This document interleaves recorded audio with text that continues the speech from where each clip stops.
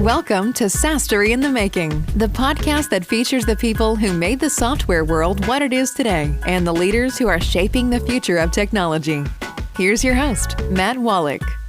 Okay, I am really excited today to talk to one of the funniest people in sales that's out there. I also want to know if you care why a community of peers is important to get through tough times and why sales are dope, never ever stop selling. That's right. Today, I am delighted to talk to a really, really cool cat. This is Ross Pomerantz from Corporate Bro. Ross, how you doing? What's up? I'm all good, man. I'm all good. Thanks for having me. Absolutely. Let me tell you all about Ross. This guy's really cool, and you probably have seen him on YouTube. He's got some amazing videos out there that definitely have made me laugh quite a bit. So he goes under Corporate Bro, and he's got hilarious takes on sales and the life of a tech salesperson. He is the champion of the mid-level salesperson. I love that. And his big saying, sadness, sales are dope, never, ever stop selling, which I think is phenomenal. Learn he it, is love also it, live the it. general. Exactly. He is the general of the war room. He's the head of community at Bravado, and I can't wait to talk about that.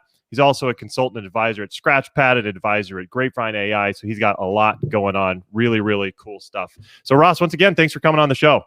Of course. Excited to chat. Awesome. So tell me about what you've been doing lately and what's coming up. What have I been doing lately?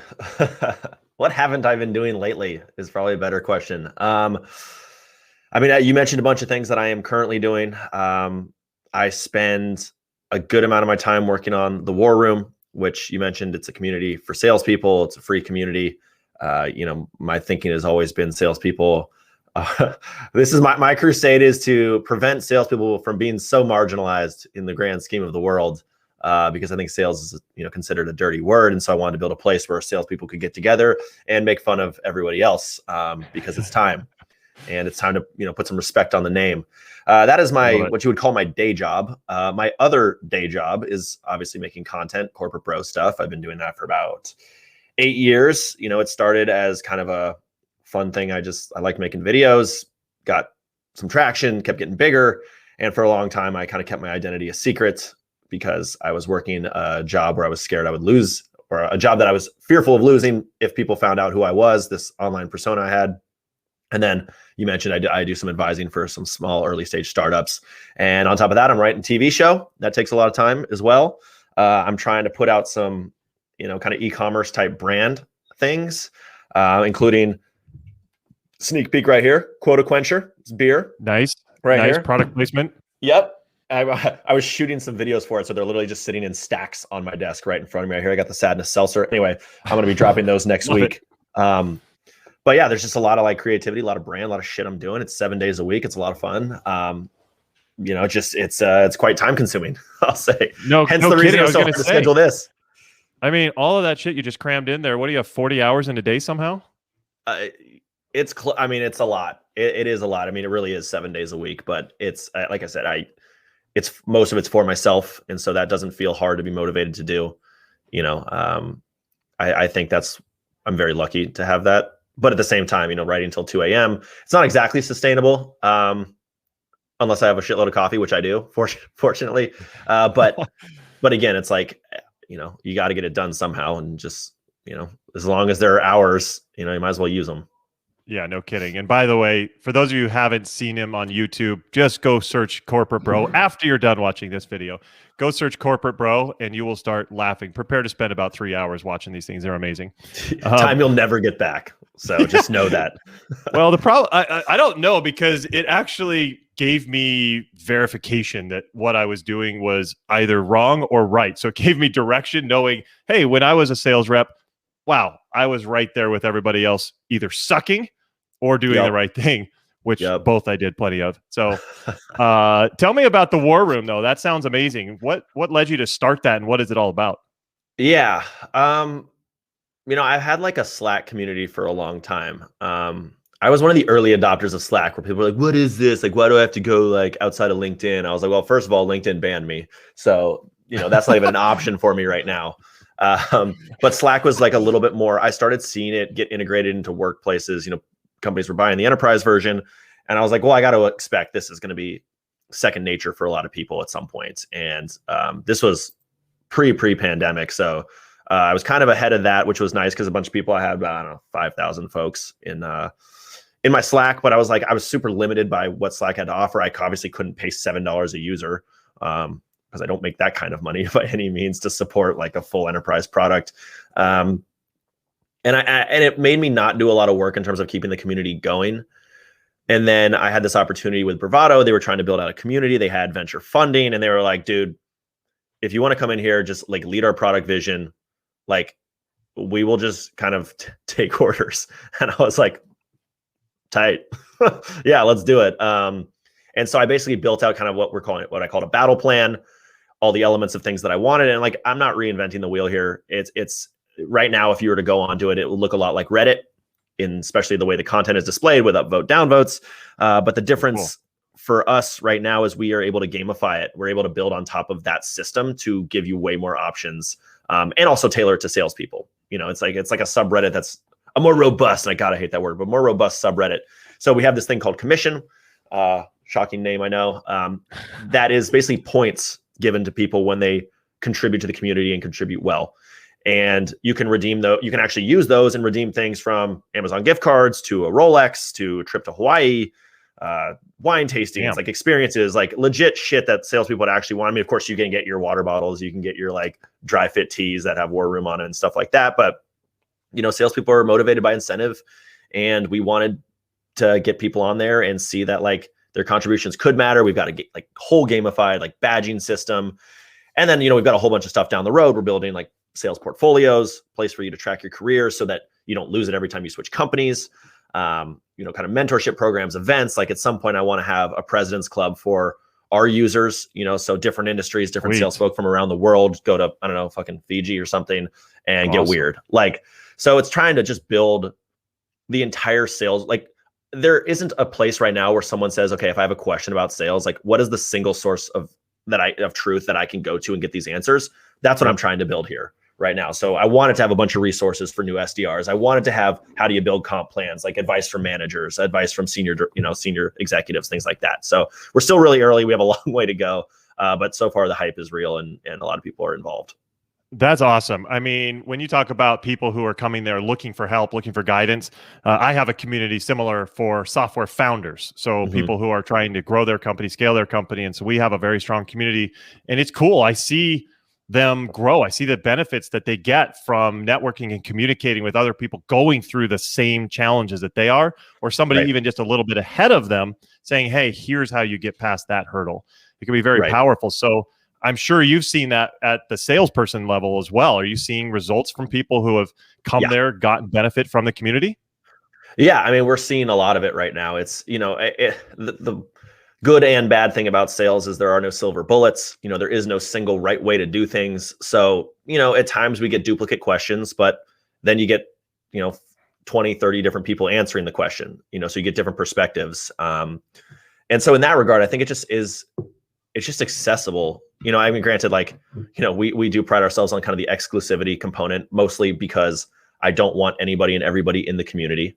You know, I just don't like, I as inclusive as I would like to be, it's just for salespeople. It's just for quota carrying folks, from the SDR to the CRO.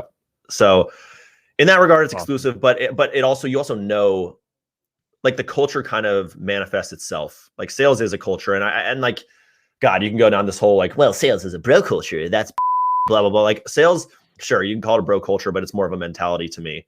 You know, many of the women I've worked with have a very, like, it's more of a mentality. They don't give a shit that they're like successful females in sales. They're like, I'm a badass salesperson. Can't we just lead with that?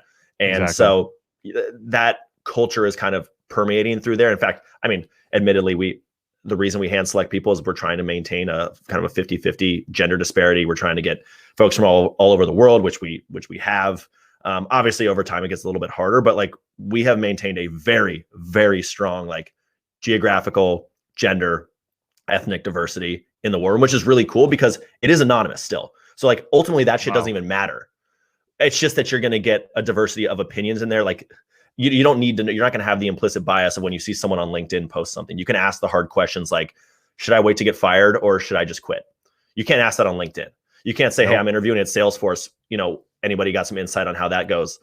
Because you don't want to give away you're leaving the company or trying to get out. Like, these are the questions we want people to be able to ask, and there hasn't been a spot to do it. So it's very honest. If nothing else, it's honest. And it's just That's really amazing. cool to see. Yeah. I think it's amazing. I mean, having that anonymity is awesome, because my guess is, think about it. If you go on Twitter, you go on LinkedIn, you go on somewhere, and you see somebody posting something, you're like, okay, that sounds good, but what's their angle? Like, what are they trying to get out of this? Whereas if it's anonymous, like somebody says something, like, okay, that you probably trust it a little bit more even. Right. I mean, the only thing they have to gain is that they give a good answer and they get some commission and then can go buy something for it, but it doesn't cost you anything to tip them. You can pay them by upvoting them, so to speak, but like, that actually costs you nothing, So it's there's still a lot of kinks. There's still a lot of issues. Like, there's just, we need to get better at our content categorization. Like, we need to build our algorithm, start training it a lot better to present relevant content to the right people. Right now, everyone sees the same. And we initially thought, we were like, okay, well, we better pre-populate content here because we're not going to get enough of it. And like, we are doing 3-4x engagement than the subreddit, the R Sales subreddit, which has 140,000 people in it. And right now we've only got about 2,000.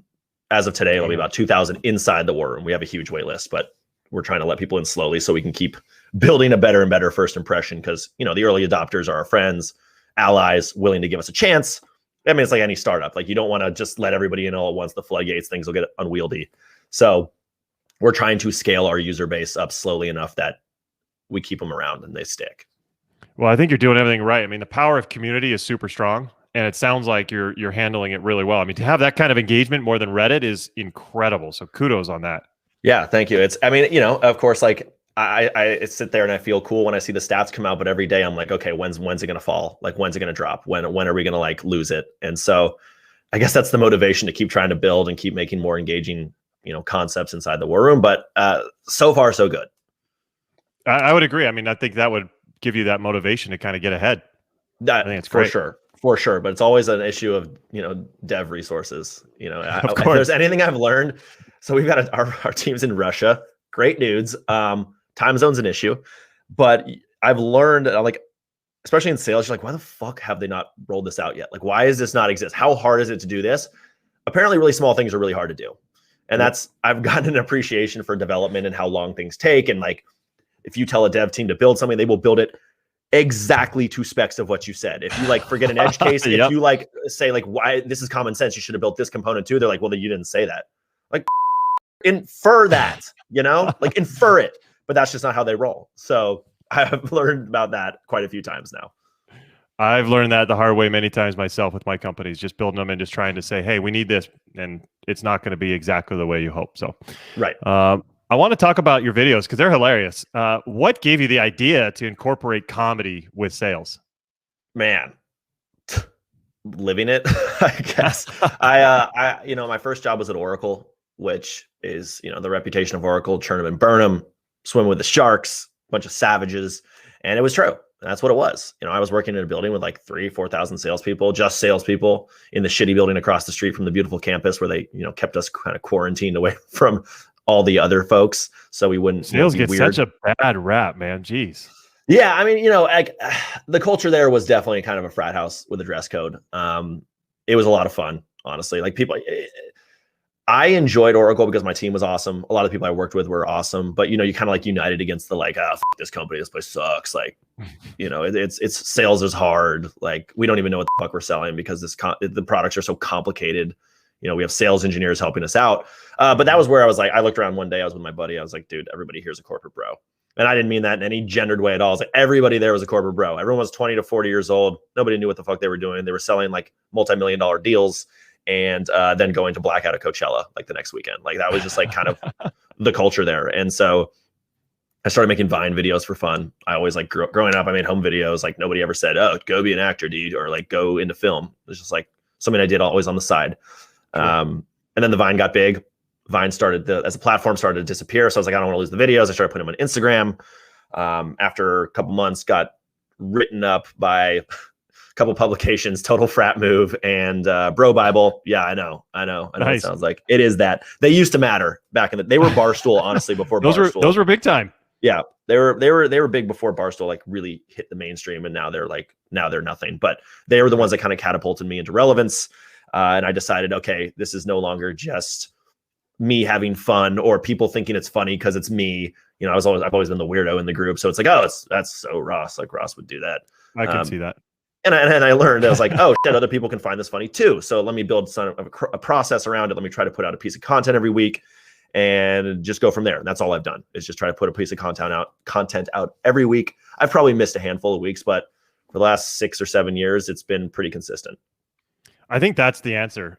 Whether it's comedy, whether it's education, whatever it is, get content out there and make a schedule, stick to it. And when you can do that and be consistent and persistent with it, you see results. And content is definitely a long game, as you can probably attest to with the years you've put into it.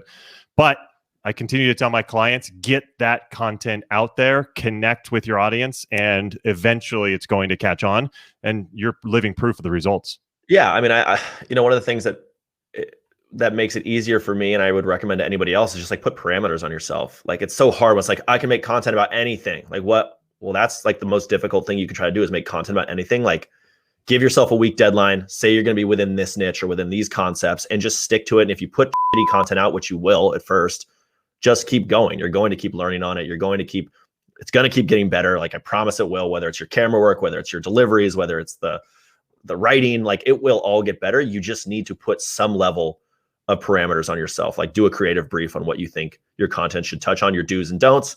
And the more you do that, the more your audience is going to say, okay, I know what's coming here. You know, and obviously you experiment from time to time, but when you're early and getting going, you just want to be consistent and have that like same message in all of your videos. And so, or whatever your content is. But then, you know, you build the audience, you do some weird shit, see what happens. But until then, parameters and consistency, that's it. Yeah, just do it. I like you said, the first one's going to be pretty rough. I was actually just advising one of my clients who's going to go start a podcast to build some authority, and he was wanting to make everything perfect. I'm like, just start doing it. Like, just get after it. Yeah, like, nobody's going to listen to it. Brutal. Nobody's going to listen to the first couple. Yeah, absolutely. They were brutal. And I went back and listened to one a few months ago, and I'm like, oh my God, that was rough. And some of my first videos, really, really rough. So just get out there and do it. And you'll get better and better. I love that. Yeah. I mean, that's just it. It's just kind of taking that first step, which is hard for a lot of people. And you overanalyze, and then you just got to remember that nobody gives a shit. Nobody gives a shit but you. So then once you get over that, like, you're fine. Very, very true. What do you think? You've been in sales a while. What do you think is the greatest factor for someone to become successful in sales? How do you help those sales reps who are really wanting to make it happen? There's two components, and like, one is just grind and just like put in the reps, because there's just no way. It's like it's so hard to simulate game reps. It's, you know, I was a pitcher for a couple years in a very low level minor league ball, but it was like, what organization? So it was independent minor league ball. Okay. So we were technically not affiliated. But basically, yeah. No, I mean, I'm a huge baseball fan still. I got a bunch of my buddies are in the big leagues, so I'm just sitting here watching them live my dream. But other than that, I was like, you can throw bullpens all day, and it's never going to simulate a hitter in the box. Like, you got to pick up the phone. And like, so that's the easy, hard part. The other part is self-awareness. And like, that's what it was for me, is like, you know, what's hard is, you know, you're calling people who don't want to hear from you. You know, you start like building up in your mind that like, you put a bunch of weight on every call, like it matters. Like, and again, this goes back to content. Like, it doesn't matter, you know? And for me, it was like, I would always open up with some sort of joke, but like, I would say it in kind of a serious way. So the thing I would always say when I would actually get somebody willing to give me some time is like, I know talking to a salesperson is somewhere between jury duty and going to the dentist. So I appreciate you giving me 15 minutes right now. And immediately they're like, okay, yeah, this guy knows I'm fucking miserable right now. This guy knows that he's a sales guy, and I'm already on the defensive, like every sales call, and I can kind of disarm like that. Everybody's going to have their own style. Nicely. I mean, it worked, you know. I mean, I still lost deals. I still had people it still didn't land for some people. But that was my style. That was like, and my style honestly came from, you know, you just want to be, it's so lame. You want to be yourself, but you also want to take all the bits and pieces from successful reps and work those into make them your own. You know, there are all these sound bites. I always try to find the sound bites of, the top reps in my org, and then I would adopt those in my own way. So that was the other piece that I would do. So I really think to me, it's like, pick up the phone and self-awareness. And when you work in self-awareness and try and put yourself in the shoes of the other person you're talking to and call those things out, you become way more of a human instead of a salesperson. Yeah. I mean, I always talk about it. People buy from people. And yeah. So don't be that robot just going through your script. Like, try to connect with the person. And there are definitely ways to do that. And breaking down the barriers and kind of, softening that ice a little bit is key. Yeah. And I mean, there's good ways to do that and bad ways. Like, some people read the room, like, don't want small talk. Like, they just want you to cut to the chase, and that's fine. I prefer those people, because everybody knows what small talk is. You can kind of call it out, but like, some people do. Some people are like, oh yeah, they start oversharing, like took their son to soccer games. I don't give a, did he score? Just kidding. I don't care. But you got to like kind of play with it, and that's just what it is. So the more reps you do, the more quickly you'll be able to recognize who's on the other end and just kind of change your tone, your style. They call it mirror and match, I think, in Sandler sales training, but that it's helpful. Absolutely. And the thing I always advise on that is record yourself and go back and listen and actually watch what happens on the good ones, watch what happens on the bad ones. And you can see at some point, if they turn bad, you got them, all of a sudden the call dies. You can see what you did and hear what you did to be able to change it in the future. Right. It's going to be cringy, but that's just how it is. Like, you think I enjoy watching every video I've ever made? I hate it. I hate hearing my voice. I hate seeing my face. But it's the only way I can, get better is just watching those things. And as hard as it is, it just now I'm used to it. And the good news is I hate everything I've ever done. So I just kind of accepted it at this point. I think it helps me keep the bar high. You got at least one fan right here. Yeah. Well, no, I appreciate it. I mean, it's, it's just part of the, I don't know, called the creator's play, whatever it is. You always want to go back and wish you could edit, wish you could change, wish you could do something else. But again, I basically have a week to turn around a video, and what I get is what I get, and I put it out there. I do hate the phrase though. It's like, at least it's content. Like, and we say that too much. Because I do want it to be good, but at the same time, like, something's better than nothing, usually. Most of the time. Agree. So I would agree. So what other piece of advice would you give to new software salespeople who are starting out? More advice on the new, I mean, like, you just, and I've already kind of touched on this. It's like, you just got to get past the fact that nobody cares. That's it. Like, the hardest thing I think for people to do is pick up the phone. In every sales or like, people are, fearful to pick up the phone, and I get it. And I was, and I still am. And I still get like, but for me, I feel good knowing I prepared. I did the things I built a routine, just like pitching. I had my 5-day routine until each start. I had my day routine. I had my week routine. And I did the same thing with cold calls. I at least knew I was prepared on the calls I was making.